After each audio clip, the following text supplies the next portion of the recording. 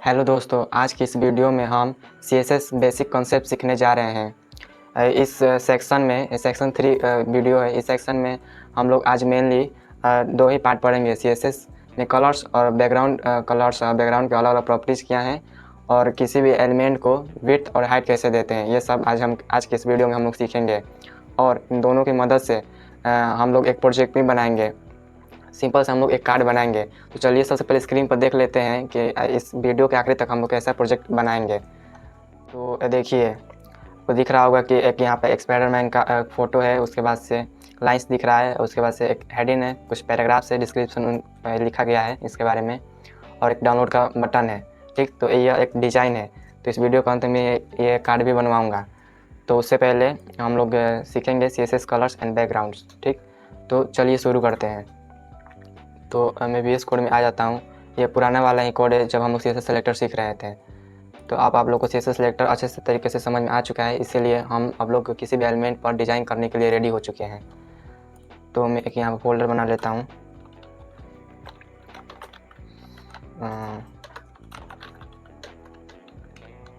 CSS basic concepts. ठीक है, folder बना लिया। इसमें मैं index.html फाइल रख लेता हूँ और एक और फाइल style.css।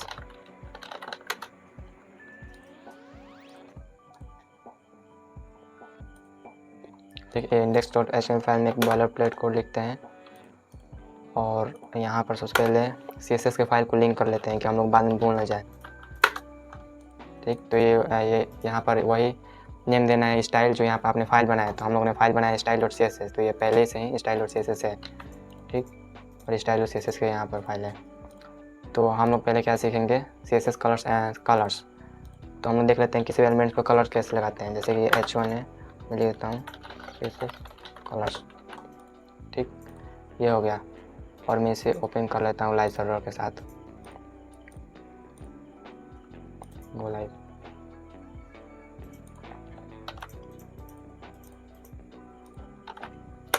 यहाँ पे लाइव सर्वर के साथ ओपन हो चुका है। तो यहाँ पर हम लोगों ने एक H1 लिख लिया है और इसे हम लोग लाइव सर्वर के साथ ओपन भी कर लिया है। और हम लोग इसको स्टाइल करने के लिए टाइप सेलेक्टर का यूज़ करेंगे। यहाँ पर आ जाना है और H1 लिखना है। तो ये एक टाइप सेलेक्टर है, सिर्फ H1 से एलिमेंट्स हम लोग टारगेट कर ले रहे हैं। यहाँ पर कलर देने के लिए कलर लिखें, उसके बाद से रेड। ठीक, तो हम लोग रेड लिखा, देखिए यहाँ पर कलर रेड हो चुका है। और यहाँ से आप इस पर होवर कीजिए और यहाँ से आप कलर पैलेट खुल जाएगा। यहाँ से आप सिलेक्ट कर सकते हैं, कोई भी कलर दे सकते हैं। देखिए, तो आपको कोई सा भी कलर चाहिए। तो सबसे पहले आप ब्लू या ब्लैक लिख लीजिए। ठीक, सब कलर का नाम नहीं याद आ रहा है कौन सा मुझे कलर चाहिए, ऐसे कुछ कलर थे लेकिन उसका नाम आपको अच्छे से नहीं पता है। मान लीजिए आपने लिख दिया ब्लैक। ठीक, उसके बाद इस पर कलर पैलेट खोल लीजिए और यहाँ से आप लोग यहाँ से सेलेक्ट कर लीजिए कोई सा भी कलर जो आपको चाहिए। तो यहाँ पर उसके बाद ये अप्लाई हो जाएगा। तो किसी भी एलिमेंट्स पर हम लोगों ने देख लिया कि कलर्स कैसे देते हैं। अब देख लेते हैं बैकग्राउंड। तो सबसे पहले बैकग्राउंड में अलग अलग प्रॉपर्टीज़ होती हैं। तो सबसे पहले हम लोग देख लेते हैं बैकग्राउंड कलर। देखिए यहाँ पर CSS कलर आ रहा है, तो इसमें बैकग्राउंड कलर करने के लिए बैकग्राउंड कलर लिख देंगे और उसके बाद दे देंगे जैसे कि कोई सा भी कलर यहाँ पर दीजिए, डार्क। ठीक, देखिए यहाँ पर बैकग्राउंड कलर आ चुका है। ये फुल विड्थ क्यों आ रहा है, क्योंकि H1 एक ब्लॉक लेवल एलिमेंट होता है। मैंने HTML में ही बताया था कि ब्लॉक लेवल एलिमेंट क्या होता है और इनलाइन एलिमेंट क्या होता है। तो H1 क्योंकि ब्लॉक लेवल एलिमेंट है इसलिए इसका विड्थ पूरा आ रहा है। तो बैकग्राउंड कलर से पूरा घेर रहा है, पूरा स्क्रीन साइज इतना है। तो बैकग्राउंड कलर हो गया। और तो बैकग्राउंड यहाँ पर देखते हैं, बैकग्राउंड कलर कोई और डार्क ग्रे। ठीक, तो इस हिसाब से आप किसी भी एलिमेंट्स पर बैकग्राउंड कलर दे सकते हैं। और अब हम देख लेते हैं विड्थ एंड हाइट। ठीक, तो विड्थ किसी भी एलिमेंट्स हम लोग विड्थ और हाइट कैसे देंगे। तो इनलाइन एलिमेंट्स जो होते हैं जैसे स्पैन हुआ, ठीक, और एंकर टैग ये सब हुआ, कुछ जो इनलाइन एलिमेंट्स होते हैं वो उनके साथ विड्थ और हाइट वर्क नहीं करता है। तो यहाँ पर हम लोग सिर्फ ब्लॉक लेवल एलिमेंट्स को देखेंगे, हम लोग डीप पर बात करेंगे। और इनलाइन के साथ कैसे काम करता है ये सब विड्थ एंड हाइट, उसको मैं आगे बताऊंगा। ये बॉक्स मॉडल इन CSS, इसमें मैं पूरा समझाऊंगा इनलाइन एलिमेंट्स का विड्थ हाइट कैसे दे सकते हैं। ठीक, अब बॉक्स मॉडल क्या होता है CSS में उस वाले वीडियो में बताऊंगा। तो चलिए देख लेते हैं ब्लॉक लेवल एलिमेंट पर कैसे हम लोग देंगे विड्थ एंड हाइट। तो यहाँ पर डिव हम लोग ने बना लिया और यहाँ पर मैं दे देता हूँ क्लास को, क्लास बॉक्स। CSS में आते हैं, बॉक्स को सेलेक्ट करते हैं, तो क्लास हम लोग दिया तो डॉट ब्लॉक्स, तो हम लोग क्लास सेलेक्टर यूज किया हम लोगों ने, और यहाँ पे दिया विड्थ, यहाँ पे दे सकते हैं 300 पिक्सल। ठीक, तो यहाँ पर अभी नहीं दिखा रहा है क्योंकि हम लोगों ने बैकग्राउंड कलर ने कुछ नहीं दिया है, बैकग्राउंड कलर ब्लैक। ठीक, और देखिए यहाँ पर आ गया होगा, लेकिन हाइट कुछ नहीं हम लोगों ने दिया इसलिए वो नहीं दिखा रहा है। तो देखिए यहाँ पर डिव आ चुका है, तो यहाँ पर इसका विड्थ अप्लाई हो चुका है 300 पिक्सल, बैकग्राउंड कलर भी, लेकिन हाइट अप्लाई नहीं हुआ है। तो हम लोग हाइट हम लोग कुछ दे देते हैं इस पर, विड्थ 300 पिक्सल और हाइट भी 300 पिक्सल। तो देखिए अब ब्लैक स्क्रीन बॉक्स जैसा आ गया। तो हम लोग कलर चेंज करते हैं, डार्क सियान। देखिए डार्क सियान ये कलर हो गया। तो किसी भी एलिमेंट्स पर विड्थ और हाइट दे सकते हैं। जैसे 300 पिक्सल हुआ तो इससे बढ़ा भी सकते हैं 500 पिक्सल। ठीक, तो इससे बड़ा का आप देख भी सकते हैं। और हाइट को आपको कम करना है तो 200 पिक्सल कर दीजिए। ठीक, तो हाइट ये 200 पिक्सल हो गया। तो एक विड्थ हो गया और हाइट हो गया। और हम लोग बात कर लेते हैं मैक्स विड्थ क्या होता है और मीन विड्थ क्या होता है। ठीक, तो यहीं पर हम लोग यहाँ पर इसे क्लोज कर देते हैं। पहले हम लोग बात करेंगे मैक्स विड्थ। ठीक, मैक्स विड्थ 500 पिक्सल। देखिए तो ये 500 पिक्सल इसमें क्या हो रहा है, मैं इंस्पेक्ट करके दिखा रहा हूँ आपको बस। ठीक, तो इस पर देखिए यहाँ पर लगा है, मैं इसे रिस्पॉन्सिव मोड पर कर देता हूँ और यहाँ पे इसे मैं 70 डिग्री पे। तो यहाँ पर देखिए ये 500 पिक्सल दिखा रहा है। तो मैक्स विड्थ का मतलब ये होता है कि अधिक से अधिक विड्थ कितना जा सकता है। ठीक, तो यहाँ पे दिखा रहा है 500 पिक्सल, लेकिन इसको आप लोग कम करेंगे तो ये कम भी हो जाएगा। तो मैं कम कर रहा हूँ, देखिए यहाँ पर कम होने लग रहा है 382 पिक्सल। विड्थ के साथ क्या हो रहा था, मैं मैक्स विड्थ हटा देता हूँ। ठीक, विड्थ के साथ देखिए तो विड्थ 500 पिक्सल ये भी है, लेकिन इसमें देखिए क्या हो रहा था, डेस्कटॉप स्क्रीन है। ठीक, तो ये 500 पिक्सल यहाँ पे भी आ रहा है, लेकिन हम लोग चाहते हैं कि आप लोग मोबाइल रिस्पॉन्सिव हम लोग बनाएंगे। तो आप मोबाइल चलाते हैं तो आप लोग सिर्फ वर्टिकली इस तरफ स्क्रॉल करते हैं। ठीक, आपका स्क्रीन इस तरफ हॉरिजॉन्टली नहीं स्क्रॉल होता है, तो गलत अप्रोच है। तो जैसे ही मैं इसको छोटा कर रहा हूँ, देखिए नीचे यहाँ पर स्क्रॉल आ जा रहा है, देखिए इस तरफ से। तो ये मतलब कि गलत प्रैक्टिस है। इस तरह से मोबाइल में थोड़ी ना होता है कि बॉक्स इस तरफ ओवरफ्लो होने लगे। मोबाइल में तो सिर्फ वर्टिकली स्क्रॉल होता है, हॉरिजॉन्टली नहीं होता है। तो यही विड्थ हम लोग जब 500 पिक्सल देते हैं तो एक फिक्स्ड वैल्यू हो जाती है, हाँ सिर्फ 500 पिक्सल। जैसे आप इसे कम करेंगे तो इसका विड्थ कम नहीं होगा, 500 पिक्सल ही रहेगा। तो मैं चाहता हूँ कि तो हम लोग ये इसमें क्या अंतर है, मैक्स विड्थ में मैक्स विड्थ कह रहा है कि अधिक से अधिक 500 पिक्सल इसका विड्थ हो, कम से कम हम लोग कम डिफाइन नहीं किया, मतलब कि कम से कम कुछ भी हो सकता है। स्क्रीन साइज इतना कम से कम होगा, लेकिन अधिक से अधिक 500 पिक्सल होना चाहिए। देखिए यहाँ पर कितना भी है, इस पर हम लोग क्लिक करते हैं तो 500 पिक्सल। ठीक, और जैसे ही हम लोग कम करते हैं तो इसका विड्थ भी कम हो रहा है। देखिए फिर विड्थ भी कम हमारा नीचे स्क्रॉल, इस पर मैं ऐसे कर देता हूँ पहले।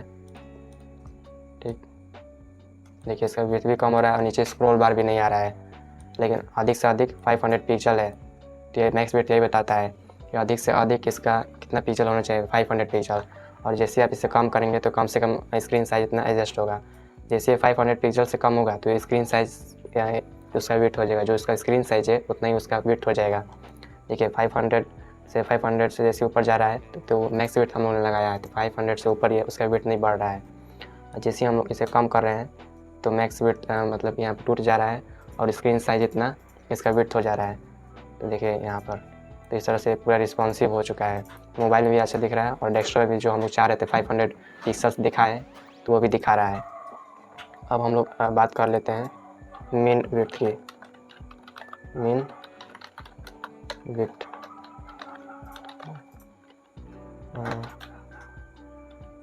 300 पिक्सल्स।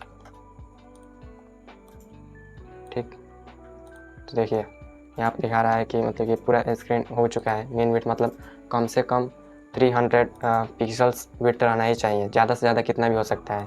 तो ये तो 300 पिक्सल से बहुत ज़्यादा है, लेकिन कम से कम 300 पिक्सल रहना चाहिए। जैसे हम 300 पिक्सल से कम करेंगे तो नहीं होगा, देखना।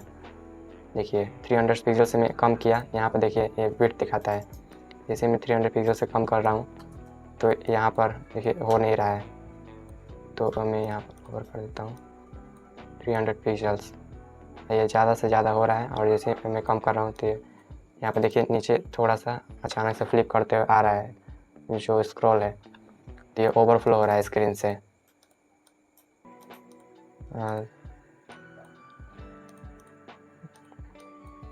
तो यही है मैक्स विड्थ और मिन विड्थ। जब हम लोग जैसे कि मैं W3 स्कूल्स पे दिखा देता हूँ, मैक्स विड्थ एंड मिन विड्थ CSS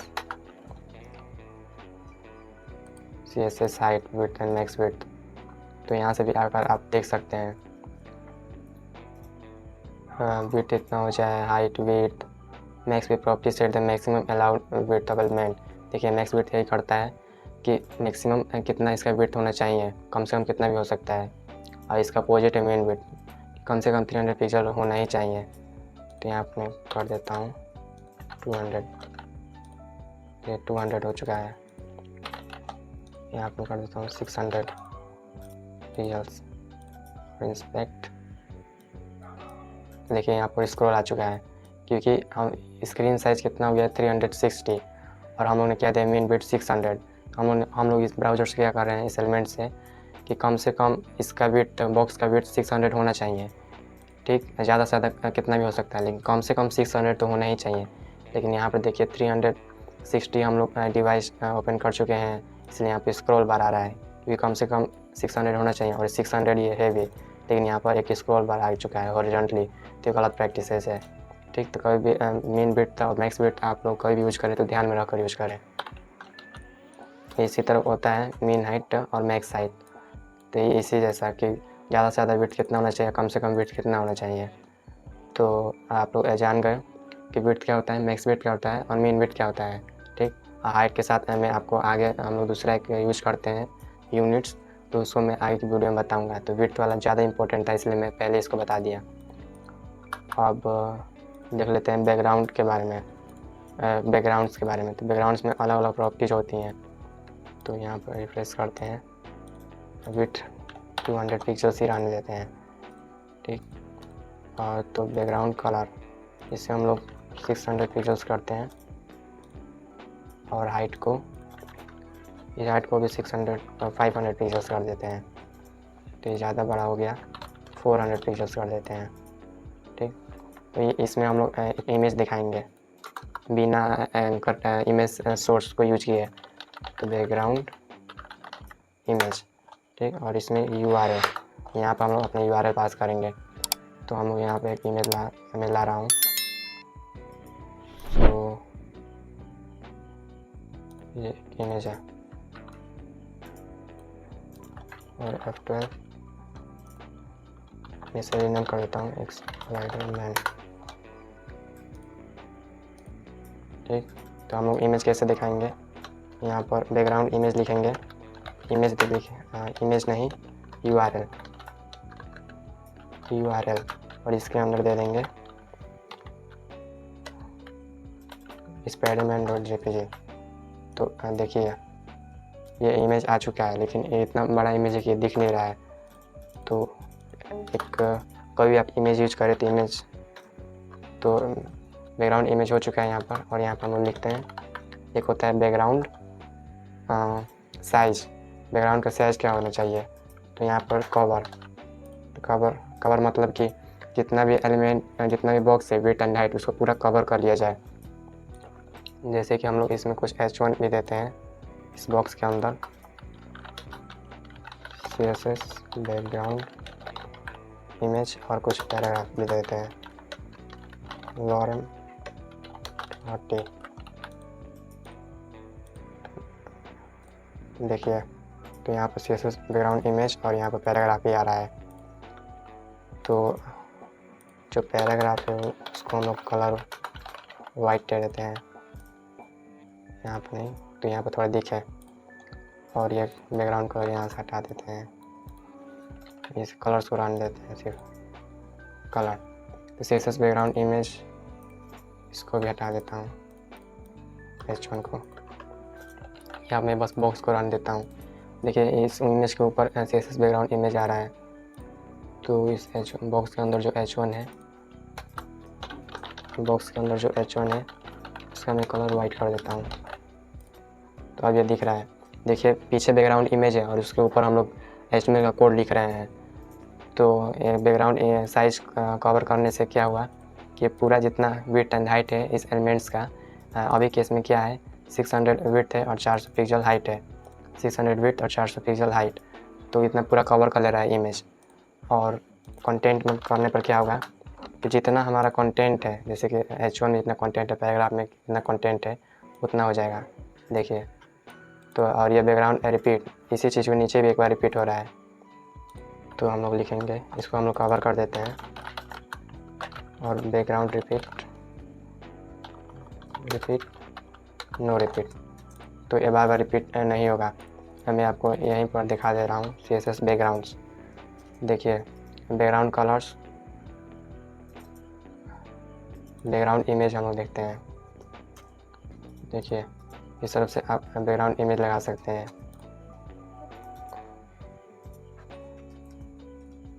CSS बैकग्राउंड्स, तो बैकग्राउंड कलर, बैकग्राउंड इमेज, तो मैं यहाँ पर सर्च करके दिखा रहा हूँ CSS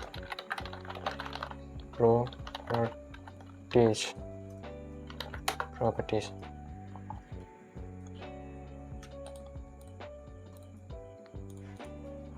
तो देखिए इसमें बैकग्राउंड कलर आपको बता दिया, किसी भी एलिमेंट से बैकग्राउंड का कलर दिखाई देता है। बैकग्राउंड इमेज, हम लोग बैकग्राउंड इमेज लगा सकते हैं, ठीक। और background position, background size, background repeat और क्लिप अटैचमेंट उतना ज़रूरी नहीं है। देखिए बैकग्राउंड पोजीशन क्या है, ट्राई इट योरसेल्फ। तो देखिए ये बैकग्राउंड इमेज हो गया। बैकग्राउंड रिपीट, तो मैं यही बता दे रहा हूँ, रिपीट के जगह पर हम लोग जो हम लोग लिखेंगे रिपीट, रन करेंगे तो देखिए एक इमेज था, ये इतने सारे इमेज हो गए, ठीक। तो ये रिपीट हो गया, तो हम लोग लिखेंगे जब रिपीट एक्स एक्सिस, मतलब कि ये रिपीट होगा लेकिन एक्स एक्सिस में। देखिए एक्स एक्सिस में रिपीट हो रहा है। और यहाँ पर मैं लिखूँगा वाई, तो ये वाई एक्सिस में रिपीट हो रहा है। तो हम लोग को एक इमेज चाहिए, तो हम लोग लिखेंगे नो रिपीट। कभी हम लोग बैकग्राउंड इमेज यूज करते हैं तो बैकग्राउंड रिपीट हमेशा नो रिपीट दे देते हैं, यदि हम लोग को वो इमेज बार बार नहीं दिखाना है तो, ठीक। अब बैकग्राउंड अटैचमेंट फिक्स, मतलब कि आप इसे स्क्रॉल करेंगे तो ये हमेशा यहीं फिक्स रहेगा।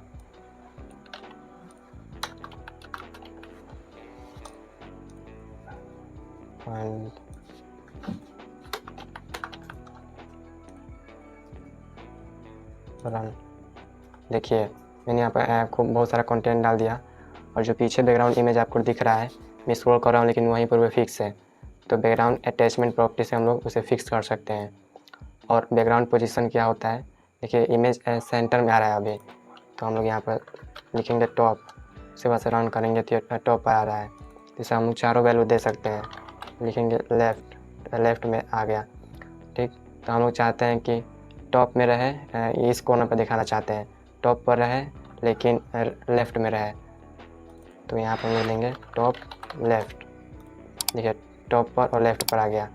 तो यहाँ पे जो पहला आप वैल्यू लिखेंगे वो वाई एक्सिस होना चाहिए, और जो सेकेंड वैल्यू लिखेंगे वो एक्स एक्सिस। तो ये हम लोगों ने टॉप लिख दिया वाई एक्सिस पे, और एक्स एक्सिस में हम लोग चाहते हैं कि सेंटर में आए, तो सेंटर लिख देते हैं। देखिए सेंटर में आ गया। राइट लिखना चाहते हैं तो राइट लिख सकते हैं, और यहाँ पर सेंटर, तो ये वाई एक्सिस पहले हम लोग लिख रहे हैं, तो सेंटर में आएगा और राइट में चला जाएगा। देखिए सेंटर में आया फिर से राइट में चला गया। इस तरह हम लोग बॉटम भी लिख सकते हैं, बॉटम में और राइट में। अब बॉटम में आप सेंटर में दिखा सकते हैं, बॉटम में रहे उसके बाद से सेंटर में आ जाएगा। देखिए तो इस बैकग्राउंड पोजीशन से आप लोग उस इमेज का कहीं भी पोजीशन सेट कर सकते हैं। अब बैकग्राउंड अटैचमेंट से उसे फिक्स कर सकते हैं कि बैकग्राउंड में वो हमेशा फिक्स रहे अपनी जगह पर। अब बैकग्राउंड रिपीट नो रिपीट आपको तो देना ही है, क्योंकि इससे ये नहीं देंगे तो बैकग्राउंड आपका ज़्यादा जगह आपका दिख रहा है तो बहुत सारा मल्टीपल हो जाएगा, लेकिन हम लोग को एक इमेज यूज करना है, तो हम लोग बैकग्राउंड रिपीट नो रिपीट हमेशा देंगे। और बैकग्राउंड इमेज तो बैकग्राउंड इमेज हम लोग जब लगाते हैं तो ये सब बातें हम लोग ध्यान में रखते हैं। तो बैकग्राउंड इमेज का बैकग्राउंड साइज, बैकग्राउंड रिपीट और बैकग्राउंड अटैचमेंट, बैकग्राउंड पोजीशन, तो ये सब हम लोग को देना है। हम देते हैं यहाँ पर बैकग्राउंड पोजीशन। जब बैकग्राउंड लिख रहे हैं तो देखिए यहाँ बहुत सारा दिखा रहा है, तो आप यहाँ से भी देख सकते हैं। बैकग्राउंड पोजीशन सेंटर, यहाँ पर हम लोग ने सेंटर कर दिया। देखिए हमारे इमेज सेंटर में आ गया। तो ये हो गया था, ये वही चीज़ है। बैकग्राउंड साइज, या बैकग्राउंड रिपीट, देखिए जो मैं अभी कह रहा था बैकग्राउंड रिपीट वाई एक्सिस में होना चाहिए, वाई एक्सिस में रिपीट हो गया तो पूरा एक्स एक्सिस या वाई एक्सिस दोनों में नो रिपीट कर देंगे, तो एक भी बार रिपीट नहीं होगा, मतलब ये इतना छोटा सा यहाँ पर एक इमेज आ जाएगा। तो यही होता है background image, background attachment, background के और भी जितने सारे प्रॉपर्टीज है, बैकग्राउंड कलर्स, ये सब। तो आप कभी भूलेंगे तो आप इस वेबसाइट पर आ जाए W3 स्कूल्स पे और बैकग्राउंड प्रॉपर्टीज सर्च करें। जैसे मैं गूगल पर भी सर्च किया था CSS बैकग्राउंड प्रॉपर्टीज़, तो यहाँ से आकर आप सब चीज़ देख सकते हैं जब भी आप CSS के साथ बैकग्राउंड इमेज यूज करेंगे। तो ये हो गया बैकग्राउंड इमेज। अब हम लोग ये वाला प्रोजेक्ट बना लेते हैं। तो इस प्रोजेक्ट को बनाने के लिए सबसे पहले इसका एक HTML स्ट्रक्चर लिखते हैं। तो यहाँ से मैं इसे क्लिक कर देता हूँ CSS को, और HTML को भी क्लिक कर देता हूँ, और शुरू से लिखते हैं कोड। सबसे पहले बॉयलरप्लेट, उसके बाद से CSS को लिंक करते हैं, ठीक। उसके बाद से देखिए क्या है, उसके बाद से ये पूरा बॉडी है, बॉडी के अंदर एक ये बॉक्स है, ये कंटेनर है, तो इसे हम लोग डिव बनाएंगे एक। तो हम लोग डिव लिखेंगे और इस पर एक हम लोग क्लास दे देंगे कार्ड। ये कार्ड है तो हम लोग इसको क्लास देते हैं कार्ड। और यहाँ पर सबसे पहले एक इमेज है, तो हम लोग इमेज लिखेंगे। इमेज सोर्स क्या है, स्पाइडरमैन, और ऑल देना ज़रूरी होता है। स्पाइडरमैन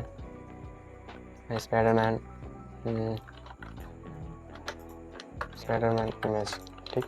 तो इस हम लोग ये दे देते हैं। तो देखते हैं अपना हम लोग का कैसा दिख रहा है। देखिए ये इमेज बहुत बड़ा है, तो हम लोग इसे CSS से फिक्स करेंगे। तो इमेज आ गया, तो चलिए हम लोग CSS से फिक्स करते हैं। सबसे पहले जो इमेजेस है, कार्ड का हम लोग विड्थ देते हैं, तो विड्थ 400 पिक्सल। तो इससे हम लोग कॉपी कर इसमें भी खोल लेते हैं, विड्थ 400 पिक्सल। और लिख लेते हैं style.css, लिंक हो चुका है, क्लास कार्ड एक्सपेरिमेंट डॉट, हाँ सब सही है। तो विड्थ 400 पिक्सल, और यहाँ पे दीजिए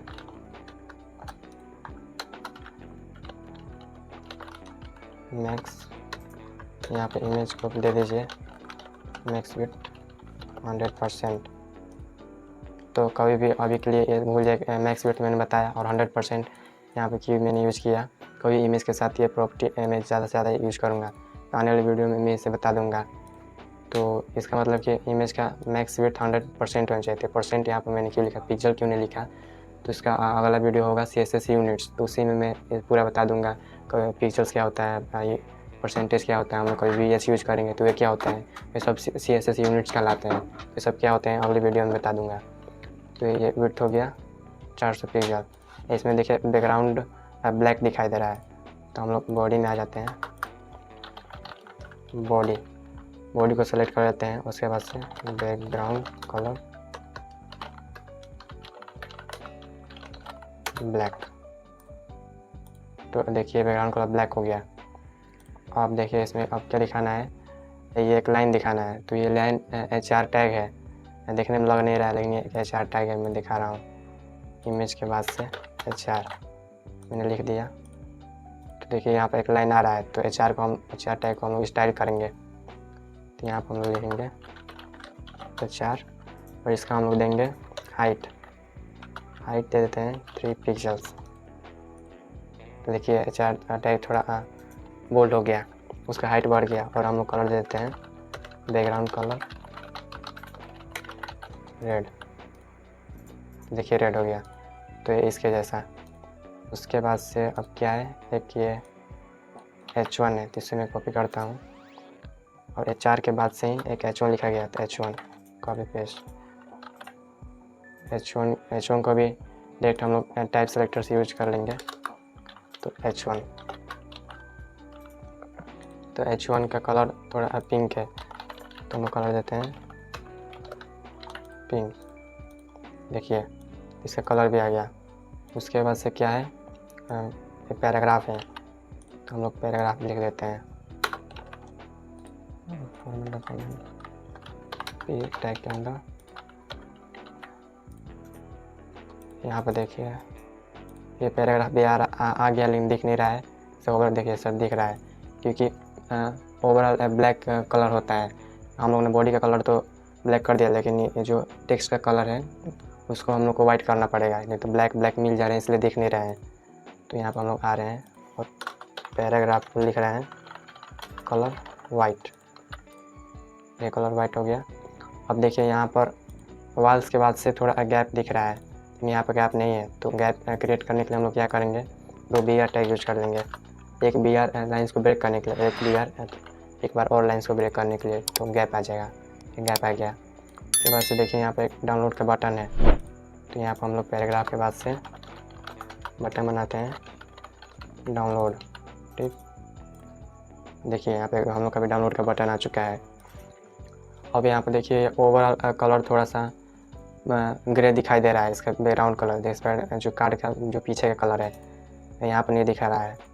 तो कार्ड में हम लोग आते हैं, क्योंकि पूरा कार्ड का कलर दिखा रहा है ग्रे कलर, तो इसलिए हम लोग कार्ड पे यहाँ पे बैकग्राउंड कलर लगाएंगे, कलर और ब्लैक। और इसके बाद ओवर करके हम लोग यहाँ पर कलर सेट कर लेंगे। देखिए ये पूरा कार्ड हम लोग लगाया, तो पूरा कार्ड पर ही आ चुका है। तो ये अब आप लोग देख रहे हैं कि ये थोड़ा सेंटर में है, हम लोग का यहाँ पर सेंटर नहीं दिख रहा है। तो सेंटर में लाने के लिए अब कार्ड पर लिखें मार्जिन ऑटो। ये मार्जिन ऑटो क्या है, अभी के लिए सेंटर में लाने के लिए लिख दीजिए। कुछ भी चीज़ को एलिमेंट्स को जब हॉरिजॉन्टली सेंटर में लाना होता है तो मार्जिन ऑटो लिखा जाता है। देखिए सेंटर में आ चुका है। लेकिन उसका मार्जिन का और भी बहुत सारे यूज है, तो मैं आपको आगे वाले वीडियो में बताऊँगा, बॉक्स मॉडल वाले वीडियो में। तो ये सेंटर में आ चुका है। अब देखिए ये इसके जैसा दिखने लगा।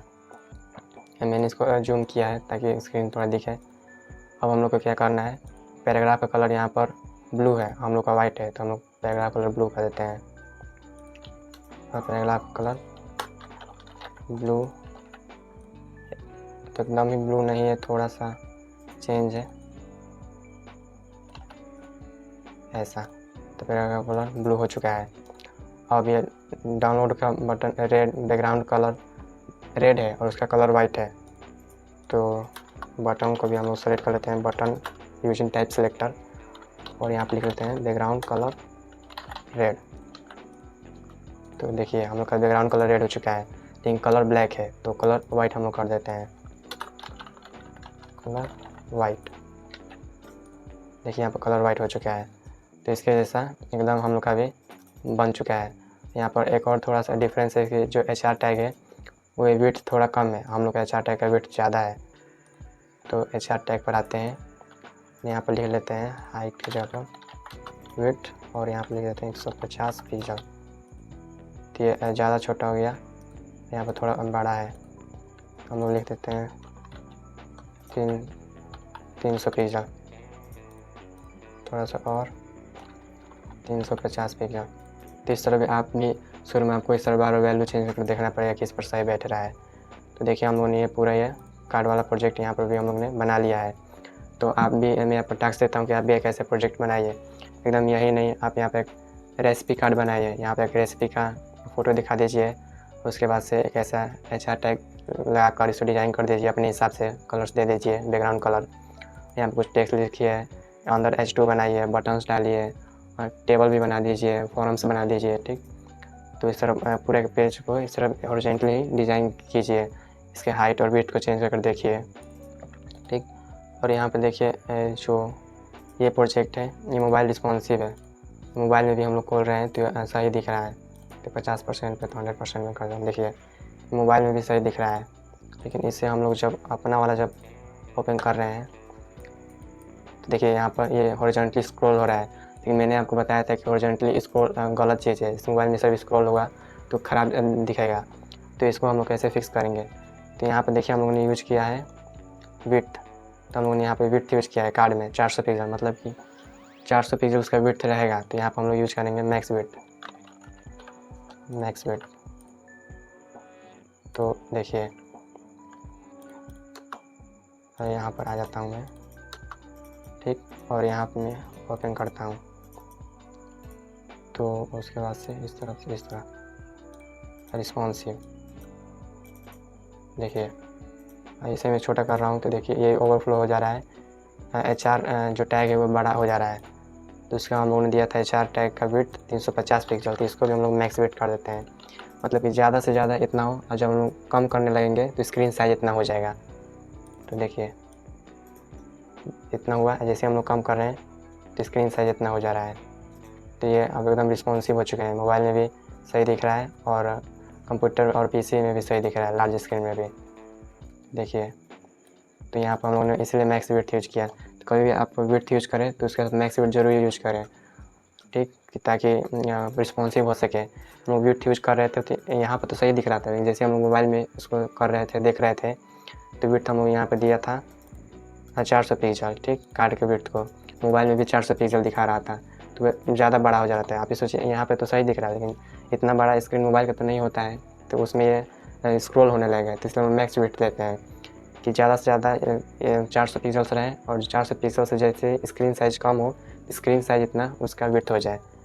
देखिए यहाँ पर जब मैं कर रहा हूँ तो ज़्यादा से ज़्यादा इसका विड्थ कितना है, 400 पिक्सल, और जैसे ही मैं इसे कम कर रहा हूँ तो इसका विड्थ साइज हो जा रहा है स्क्रीन साइज इतना।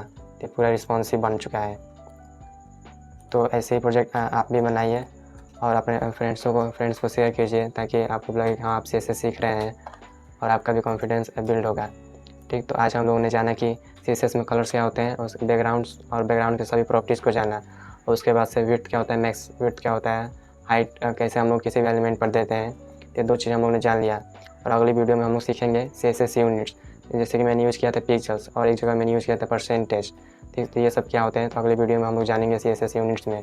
बहुत कमाल का टॉपिक है CSS यूनिट, उसका अंडरस्टैंडिंग आपको ज़रूर होना चाहिए। तो इस वीडियो से रिलेटेड कोई भी आपका डाउट है तो कमेंट बॉक्स में ज़रूर पूछें, और ये भी बताएं कि इस स्पाइडरमैन का प्रोजेक्ट ये बनाकर आपको कैसा लग रहा है। यदि आपने बना लिया है तो कमेंट बॉक्स में बताइए। यदि आपसे नहीं बन रहा है तो वो भी बताएं आपको कहाँ दिक्कत हो रहा है, और गूगल भी सर्च कर आप इसे थोड़ा हेल्प ले सकते हैं कैसे इसको बनाना है। सब Double3 स्कूल्स पर मिल जाएगा। तो बस इतना ही था। यदि ऐसे ये प्रोजेक्ट आपको अच्छा लग रहा है, और मेरा जैसे मैं पढ़ा रहा हूँ ये प्रोजेक्ट्स के साथ लर्निंग जैसे मैं दे रहा हूँ, यदि आपको अच्छा लग रहा है तो इस चैनल को इस वीडियो को ज़रूर लाइक करें, ठीक, और कमेंट तो आपको करना ही है। मिलते हैं अगले वीडियो में, तब तक के लिए बाय बाय।